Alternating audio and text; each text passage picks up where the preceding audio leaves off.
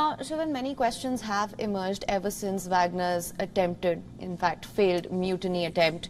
Now, one of the questions here is, could Wagner rejoin this war?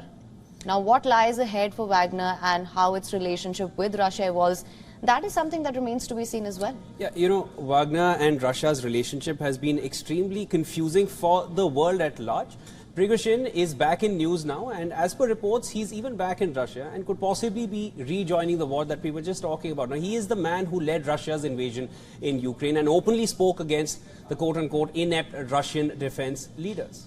And then led a mutiny towards Moscow. Even after all this, it looks like Russian president was quick to forgive the chief.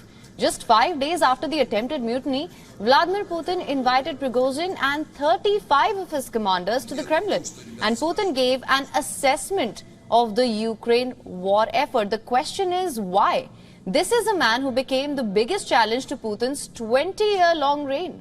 Exactly. Now, Putin also suggested future employment in combat for Wagner mercenaries. So could Wagner Group re-enter the war in Ukraine? Now, that is a question which is baffling world leaders. Analysts say it is possible, but not certain. After abruptly ending the mutiny, the warlord ordered his men to stand down and move to Belarus in exile. But they have hardly been there. It is St. Petersburg one day and Moscow on another. They are back in Russia. And it is a fact that while the Wagner Group has been troublesome, they got results for Russia. Throughout the last 16 months, Wagner has stood by the Russian forces, on occasions even fought better than the official military.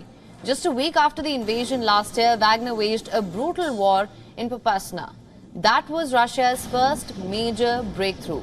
And after that, it was one major battle after another. Exactly. Now, you can take all these names, Severodonetsk, Lysychansk and Soledar. Then came the flashpoint, the Battle of Bakhmut. Wagner was in all these locations. Now, this was one of the bloodiest and longest battles of the 21st century that have been seen so far.